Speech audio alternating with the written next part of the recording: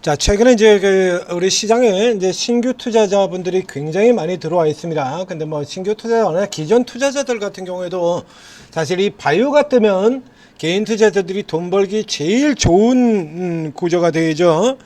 바이오 같은 경우에는 바이오가 뜨게 되면 뭐 저렇게 코스피 지금 진행되는 그처럼 삼성전자, 하이닉스, 뭐 현대일렉트릭, 효성중공업 이 초대형주만 날아가는 게 아니라 대형, 중형, 소형, 개별, 저가, 짜바리 뭐 이런 쪽까지 해가지고 다 올라가는 흐름이 나오기 때문에 바이오의 상승은 개인 투자자들한테 직접적으로 아주 밀접한 수익과 관련이 있기 때문에 굉장히 중요한 섹터가 되는데요. 자, 저 앞쪽에서부터 해가지고 이 바이오는 하반기 찬바람이 불면 노려야 되는 섹터입니다 라고 계속해서 얘기를 드렸죠. 온코닉 테라피틱스 같은 종목을 지난 봄에 저 저가에서 추천드리면서 하반기 찬바람이 불 때까지 들고 가라, 그래서 큰 수익을 내드렸었죠.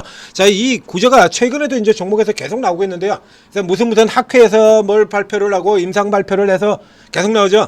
이게 주요한 학회들이 하반기 집중이 되어 있어요. 4분기 쪽 이쪽 라인에서 집중이 되어 있기 때문에 당연히 거기에 발표를 하자 그러면 기업들의 임상 발표 역시 이 하반기 쪽에 집중을 되는 겁니다. 그래서 바이오는 항상 하반기 쪽에 큰 움직임을 보이게 되고, 그 하반기 쪽 찬바람이 불기 시작하는 요 근처에서 한 번씩 흔드는 흐름 역시 마찬가지 똑같이 나옵니다. 작년에도 요 찬바람이 부는 요 시기 전에 알테오젠 같은 종목들 개박살 내고 작살 냈다가 다시 돌아가는 이런 흐름들 보였었죠. 그래서 요때 한번 부시고 그 다음에 봄 들어갈 때 부시고 이렇게 두 번 부셔요. 그러니까 찬바람이 불 때 이때가 가장 강력하게 들어가는 때입니다. 그래서 계속해서 노래를 불렀죠. 제가 봐요. 저쪽에 봄이고 여름이고 가을이고 할 것 없이 항상 노래 부르지 않습니까? 찬바람이 불면 그대 외로워지는 게 아니라 바이오 날 좀 바이오로 노래해야 된다 라고 얘기를 들었었는데, 자, 이거 기존에 바이오 이거 투자를 오래 하신 분들에 대해서도 이게 바이오에 대해서 각 특성이라든가 이런 걸 잘 모르시는 것 같아서, 자, 이참에 지금 바이오가 왕창 뜨고 있는 이때 분류를 해드리고 왔습니다. 코스피하고 코스닥하고 양쪽으로 나눠서 분류를 할 텐데요. 이게 종목이 워낙에 많으니까요, 바이오는. 자, 우선 코스피 쪽에서부터 살펴보도록 하겠습니다. 코스피 시가총액의 삼성바이오 업종 대표주 1위입니다만 삼성바이오 때는 완전 개별의 종목입니다. 천상천의 종목, 나머지 종목들하고 같이 움직이지 않습니다. 그래서 이거 별개 개별이 되고요. 셀트리온 같은 경우도 개별로 움직이는 경우가 굉장히 많죠. 바이오 다 간다 그래서 셀트리온이 가는 경우 다르고요. 좀 틀려요. 그래서 이 둘은 따로 떨어지고요. 코스닥에도 사실 이 둘과 비슷한 종류의 종목이 있죠. 오늘 분석이 나갔던 삼천당제약, 코스닥의 삼바라고 생각하시면 되는 종목입니다. 바이오 시밀러가 핵심이지 비만이 핵심 아니에요. 그래서 이렇게 케이스가 다 다르다는 얘기죠, 특징이. 그래서 이 둘을 제외하고 보게 되면 이른바 우리가 흔히 말하는 제약 업종의 대표는 올타임으로는 바로 이 종목 유한양행이 될 거고요. 그리고 2015년서부터 시작하자는 한미약품이 이 바이오 종목의 대표 종목이 되어 있죠. 그런데 여기 하나 빠져 있는 게 있습니다. 이게 코스닥 종목 같은 경우에는 코스닥의 제약 바이오뿐만 아니라 코스닥의 서비스 업종에 들어가면 거기도 바이오 종목이 무더기로 써요. 알테오젠 같은 종목들 다 거기 코스닥의 서비스업 분야에 들어가 있죠. 이 코스피에도 역시 마찬가지로 제약 쪽이 아니라 서비스 업종에 굉장히 강력한 바이오 종목이 하나 있습니다. SK바이오사이언스, 백신주인 SK바이오사이언스는 코스피 제약의 랭킹 5위로 되어 있습니다만 이보다 시가총액이 2배나 높은 뇌전증 치료제 엑스코프리, 미국 FDA를 뚫은 신약주 SK바이오팜이 시가총액 9조 9천억이에요. 그래서 삼바셀트리온을 제외하면 시가총액이 현재 제일 높은 거는 SK바이오팜입니다. 앞에서도 여러 번 얘기 들으면서 제가 식약처 욕할 때마다 등장하는 종목이었죠. SK바이오팜. FDA는 2019년에 뚫었는데 국내에는 이제 며칠 전에 지난주에 국내 허가가 나왔죠. 이렇게 해서 이게 케이스들이 다 달라요. 이게 한미약품하고 유한양행 같은 이쪽에서 본다 그러면 이게 저 코스피의 경우는 지금 실질적으로 노릴 수 있는 종목이 딱 정해져 있습니다. 아래쪽으로는 볼 필요도 없고요. 볼 필요 전혀 없습니다. 코스피에서는 노릴 좀 뭐 신풍제약 코로나 같은 때나 나오고요. 한때 나름 상위를 유지하던 보령 같은 거 지금 뭐 쓸모없죠. 뭐 삼진제약 같은 경우 아예 리스트에 보이지도 않고요. 여기서 지금 실제적으로 노릴 수 있는 종목들을 딱 정해서 보도록 하겠습니다. 우선 유한양행은 자, 이게 코스닥에 있는 뿐만 아니라 지금도 그러고 있습니다. 유한양행은 지금 15년 동안 똑같은 일을 하고 있어요. 15년 가까운 동안, 15년이 넘는 기간 동안에 스타트업 기업들, 제약바이오 신약 개발 전문 스타트업들 기업에 자금 투자를 하고, 그래서 이 유한양행의 자금 투자를 해서 상장됐던 종목들 굉장히 많죠. 굉장히 지금도 GI 이노베이션 같은 경우는 여전히 유한양행하고 같이 협업을 해서 하고 있고요. 오스코텍 같은 경우도 역시 마찬가지 유한양행하고 협업을 해서 거기서 엄청난 걸 내놨죠. 렉나자. 그래서 이런 걸로 해가지고 유한양행 같은 경우가 그러니까 협업의 가장 대표적인 모델입니다. 과거에서부터 이제 우리가 제약바이오는 경기방어주 얘기할 때 그게 가장 상징적인 종목으로 나왔던 게 유한양행이 되겠고요. 그런가 하면 이제 이게 제약바이오가 이제 성장의 개념이 아니 이게 제약바이오 개념이 아닌 제약바이오가 성장의 대표적인 개념 찾는다라고 하면 그 뒤로 나오는 종목들이 이제 이런 종목들이에요. 한미약품.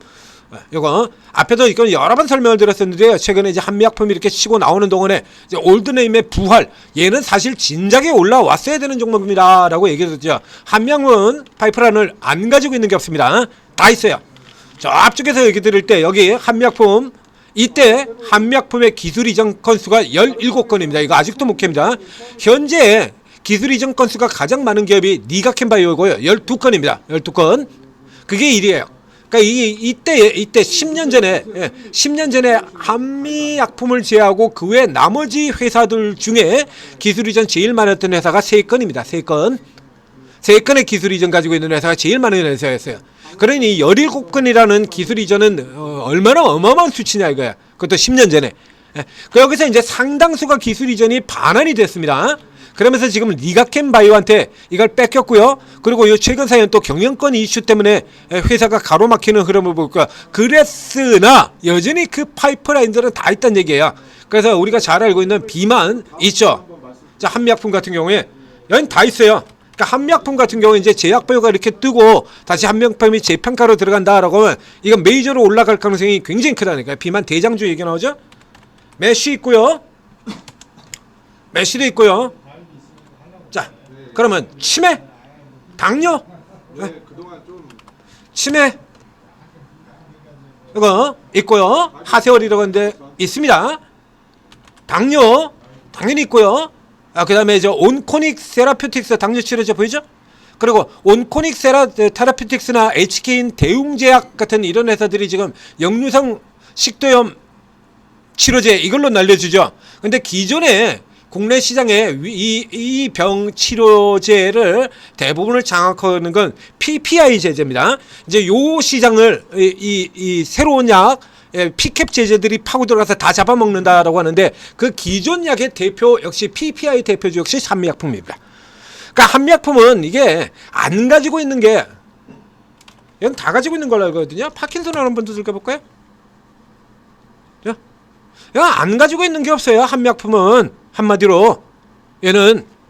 근데 이게 이제 임성계장 돌아가시고 난 다음에 이제 그 모녀지간과 그 다음에 형제간에서 다툼 때문에 이 한미약품이 가지고 있는 파이프라인 가치가 전혀 반영이 안 되고 있었던 겁니다. 이게 이제 반영이 시작되는 형태니까 이 케이스 같은 경우에는 현재 제약바이오의 섹터의 강세가 이어진다 그러면 더 올라갈 수 있다 이렇게 보시면 되고요. 유한양행 당연하죠. 앞에 드는 거 협업의 최고 이렇게 들어가는 거고요. 요 둘은 기본적으로 노리는 종목들이 되겠고 이제 그 밑에 쪽에서 친다 그러면 이 바이오 사이언스를 노리는 거 아니다. 앞서도 분석 드렸습니다. SK 바이오 사이언스는 백신주입니다. 백신. 그러니까 이 겨울에 코로나 이런 거 이슈가 될 때 이때나 들어가는 거고요. 이거 들어가는 게 아니라 삼바, 셀티를 제외하고 실제적으로 남은 제약바이오 기업 중에서 코스피 제약바이오 시가총액 1위 기업은 얘입니다. SK바이오팜. 아까 유한양이 시가총액이 9조 5천억이었죠. SK바이오팜 10조입니다.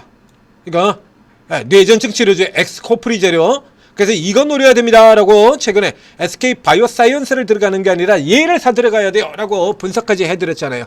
그러니까 요런 특징들을 가지고 있어요. 그러니까 요런 종목들 같은 경우에는 지금 이렇게처럼 신약 모멘텀 가지고 달리는 쪽에는 반드시 같이 있는 종목이고요. 문제는 이제 이 다음서부터인데, 자, 옛날 올드네임들 뭐 녹십자라든가, 녹십자 같은 경우도 근래 이제 신약을 낸 적이 있는 종목이죠. 그래서 이게 딱 신약순이라고 생각하시면 돼요. 이 아래쪽에 동화 같은 경우는 들어있지도 않죠. 이 동화 ST 같은 경우는 이건 회사 쪼개기 잘 아시다시피 툭하면 소나 개나 다 회사 쪼개기 분할 다 했었죠.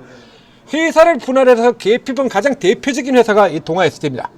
동아SD도 최근의 경우는 이제 비만 이슈 가지고 달고 나왔죠. 이런 메이저들 회사의 경우는 이거 다 있어요. 다 있는데 다 문제는 다 늦게 들어왔다는 얘기입니다. 동아ST 같은 경우는 회사 쪼개고 동아소시오홀딩사가 들어왔는데 이게 회사를 쪼개지 않았다 그러면 여러분들이 잘 아는 한국인의 자연강정제 마카스 이런 게 있기 때문에 그야말로 돈 버는 제약사로의 가치는 유지를 하고 있었을 거야. 근데 돈 버는데 이게 쪼개기 가지고 갈라져 버려 가지고요. 이게 돈 버는 제약사도 아니고 그렇다고 신약을 만들어서 성장하는 회사도 아니고 이렇게 해서 원래는 이 동아제약이 5대 제약사입니다. 5대 제약사. 그러니까 유한양행 이런 종목을 얘기한다 그러면 유한양행, 그다음에 녹십자, 종근당, 이 종근당보다 더 위쪽 줄에 있던 회사예요. 랭킹 1, 2, 3를 다투는 회사가 동아제약이었는데 지금 완전히 마탱이가 가버렸죠. 그래서 이 아래쪽에 말고요. 이 코스피의 경우로 하면 이 3개 정도하고 그 아래쪽에서 다룬다 그러면 딱 둘 중 하나로 가셔야 돼요. 한올바이오파냐 대웅제약이냐. 근데 요 둘의 경우에는 이 대웅제약 같은 경우 오늘 올라 들어오고는 있습니다만은 개별적 성향을 상당히 많이 띄고 있습니다. 대웅제약 같은 경우에. 그래서 이 대양제약 같은 경우에 제가 개인적으로 좀 안 좋아하는 조사로 얘기를 드렸죠. 이게 대웅제약을 띄우게 될 경우에 나머지 애들을 죽이는 쪽으로 들어가는 전형적인 롱숏 종목에 가장 대표적인 경우가 대웅제약은 끌어올리고 메디톡스는 착살내고 이른바 보톡스 사태 같은 케이스입니다. 그래서 이 대웅제약하고 연결돼가지고 롱숏에 걸리는 종목들이 굉장히 많아요. 그래서 이 대웅제약의 경우는 이 종목의 경우는 뭐 역시 마찬가지로 기관 선호조로 가지고 설레발 장난 아니게 하는 종목이에요. 그러니까 지금 같은 쪽이라 그러면 대웅제약 같은 경우도 노려볼 만하죠. 섹터 전체가 들어올려지니까요. 여기 그리고 이 메디톡스 같은 케이스입니다. 아주 소성에서 이게 국내 소성 같은 경우는 이렇게 제약바이가 통으로 달려 들어갈 때는 같이 움직이는데 그 외 경우는 이런 식이죠. 서로 정반대로 어떤 놈은 오르고 어떤 놈은 내리고 툭하면 이렇게 반대로 움직이는 케이스 바이 케이스로 케바케야. 어떤 때는 같이 움직이고 어떤 때는 반대로 움직이고 따로 똑같이 이렇게 자주 이렇게 굉장히 이런 형태의 주가 움직임을 굉장히 자주 보이는 회사가 대웅제약이라는 얘기입니다. 대웅제약. 이거 이제 보톡스 소송 나왔을 때고요. 그 전서부터 그랬죠? 정반대로 가잖아요. 메디톡스 튀고 대웅은 깨지고 같이 들어왔다 또 반대로 가고. 그래서 대웅제약은 개인 투자자들 여러분들이 다루시기에 조금 어려워요. 그리고 대웅제약의 자회사 한올바이오, 이 한올바이오파마 같은 경우가 대웅제약의 자회사인데요. 이게 지금 오히려 주가가 더 높죠. 한올바이오. 이제 신약 모멘텀이 이 한올바이오 쪽에 갑상선 안병증 에이프릴바이오한테 지금 처발리고 있는.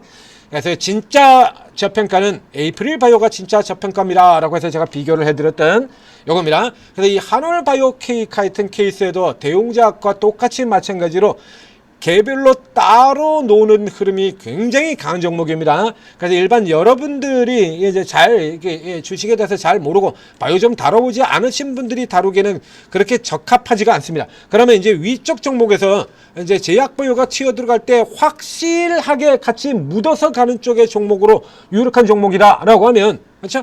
맨 위에 유한양행, 한미약품, SK바이오팜, 그리고 하나가 더 있죠. 저 밑에 저 하단 라인에 하나 더 있죠. 여기 비만 모멘텀에 폭주하고 있는 종목 일동제약. 이렇게 해서 코스피의 경우에는 실제적으로 제약회사들이 굉장히 많습니다. 이게 좀 느려요. 그래서 이게 뭘 했냐라고 하면 유한양행이 일찌감치 저 다 들어가고 난 다음에 그 다음에는 그래서 이게 안 되지 않습니까? 그러다 보니까 이제 코스닥에 있는 제약회사라든가 혹은 이 스타트업 기업들 같은 경우를 인수하는 형태로 가죠. 그래서 인수하는 형태로 가서 뭐 이게 종근당 같은 경우 최근에 앱클론 지분 투자 들어갔잖아요. 종근당 앱클론 지분 투자 들어갔죠. 그래서 이런 식으로 이제 지분 투자 방식으로 하나씩 들어가는 겁니다. 이 한독 같은 경우에는 그 전에 코스닥에서 왕창 날려주던 이때도 모회사인 한독보다 자회사인 이 종목이 압도적으로 더 강한 흐름 보였었죠. 여기 이 제넥신 같은 회사들. 이게 다 이런 케이스야. 그러니까 다 이런 식으로 들어가서 자회사 뜨면 같이 날라 들어가고 자회사 못 뜨면인데 이 중에서 자회사를 가장 잘 띄운 회사가 대웅제약입니다. 한올 바이오파마가 지금도 시총에서 보셨다시피 모회사인 거기보다 더 크잖아요. 이 제넥신이 이렇게 올랐던 종목이거든요. 이 제넥신의 모회사가 한독입니다. 그래서 이렇게 자회사들 뜰 때 이게 반짝 올라 들어가고, 종근당 같은 경우는 앱커널이 들어와도 지금 기본적으로 규모가 좀 다르기 때문에 이런 형태로 들어가 있죠. 그래서 앱클런의 대주주도 아니고요, 2대주주일 뿐이지 대주주라는 거 자회사도 아니에요. 자, 그래서 이런 특징을 가지고 있기 때문에 올라 들어갈 때, 물론 제약 바이오가 전체적으로 이렇게 달리는 흐름에서는 코스피 쪽에도 가긴 갑니다만, 코스피 쪽에서는 실적으로 제 파메셀 같은 경우는 제약 바이오 모멘텀도 아니고요.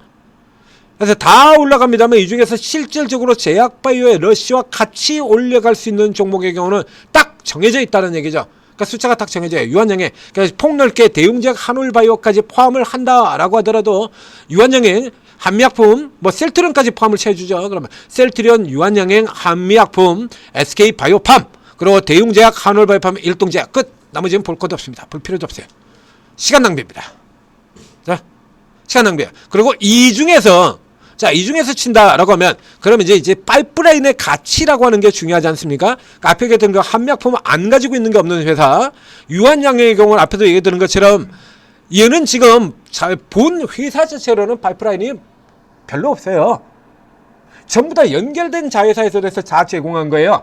아까 오전에 추천도 나가고 뒤에 주가 올라들었던 GI 이노베이션 있죠? 이런 거. 그리고 또 유한양행의 자회사도 최근 상장이 되어 있었죠. 그 협력사 오스코텍에서부터 넘겨받은 물질 가지고 랭라자 터뜨렸죠. 그래서 유한양행은 현재 자기 스스로 어떤 파이프라인을 가지고 있는 건 아닌데, 지금 여기 이 스타트업 기업에 워낙 많이 터뜨려 놨기 때문에 어디서 터질지 모르는 회사가 유한양행이야. 그렇기 때문에 제약바이오가 올라 들어간 경우는 거의 같이 올라간다라고 보면 되는 거고요. 한미약품 앞에 있는 것처럼 얘기 되는 거고요. 얘들 같은 경우는 기본적으로 구성 자체가 이 대웅제약 같은 경우도 있지 않습니까? 이게 보톡스 있죠. 그리고 위에 이 역류성 시톤 치즈, 팩스클루, 이 두 개 나보타 하고 이 두 개의 모멘텀으로 계속 돌아 들어가는 종목이기 때문에, 뭐 이제 보톡스 쪽 같은 경우라 그러면 그렇게 크게 이슈가 되지 않기 때문에, 최근 같은 경우는 나보타 얘기는 거의 나지 않고 팩스클루 가지고 당기고 있죠. 그러니까 팩스클루 가지고 당긴다 그러면 HK 이노이랑 온코닉을 하는 게 더 낫기 때문에 현재 상황에서는 조금 밀려요. 그러니까 이게 시장이 올라가면 꽂기는 요 정도 형태로 되겠고, 그래서 그 외에는 이제 현재 같은 경우는 일동제약 같은 경우가 가장 확실한 종목들이 될 테죠. 이런 거. 일동제약 같은 경우. 그래서 요 정도 수준으로 그치고요. 이게 올라간다고 이게 되도 않게 또 신풍제약 이런데 중간에 세력형으로 해서 중간 팍팍 튀어나오는 흐름 많죠. 이건 엮이면 손해봅니다. 이런 종목에 들어가는 거 아니고요. 어쩌다가 운 좋게 걸리면 단타 들어가는 요 정도 선에서 그치셔야 되는 거예요. 그래서 이런 데 들어가서 이렇게 덜컥 물려버리게 되면 그 뒤로 아무리 시장이 좋아도 쓸모없는 이런 상태로 들어가게 되는 겁니다. 요거 코스피 쪽에 분류를 해드릴 거예요. 그러니까 코스피에서는 지금 이 파이프라인 가치라고 해가지고 우리가 주가가 올라 들어갈 수 있을 것이다 라고 이렇게 얘기를 해줄 수 있을 만한 종목 자체가 그러니까 많지가 않아요. 그러니까 한올바이오 같은 경우는 지금 파이프라인 가치가 훼손되고 있는 축이기 때문에 해당 안 되고요. 그럼 파이프라인 신약 가치라는 측면에서 준다. 유한양행, 한미약품, SK바이오팜, 그리고 대웅제약, 팩스쿨루가 있으니까요. 대웅제약, 그리고 일동제약, 이렇게 5개로 압축이 되는 겁니다. 이렇게 5개로 압축이 돼버리는 거예요. 그러니까 셀트리온 삼바 같은 경우는 시총 상위 쪽의 영향이 훨씬 더 큰 거고요. 그 종목 자체의 파이프라인 가치를 쓴다 그러면 코스피에서는 이렇게 5개, 요 5개 종목을 중심으로 해서 계속해서 거래를 하시면 되는 겁니다. 그러니까 새롭게 파이프라인이 부각되는 종목들 같은 경우 별도로 또 이제 천재투자TV에서 나오는 종목들 있으면 최근에 일동제약처럼 이렇게 해서 다시 설명드리고 부각시켜드리고 집중적으로 추천드리고 분석해드리고 있죠. 요거 참고하시면 되겠고요. 그리고 또 오르고에 들어오시면 오르고에서도 또 이런 거 빠뜨린 종목들 같은 경우 찾아내서 분석하고 설명 다 드리고, 그리고 주가 올라 들어가면서 라인 잡아가지고 매수가 매도가 다 제시해드리고 있다는 얘기입니다. 자, 이렇게 살펴보시면 되겠습니다. 코스피 제약주 편이었습니다. 바로 뒤에서 좀 더 많은 시간을 투자를 해서 살펴봐야 될 진짜 종목들이 넘치고 넘치는 코스닥의 종목으로 또 이어서 가보도록 하겠습니다.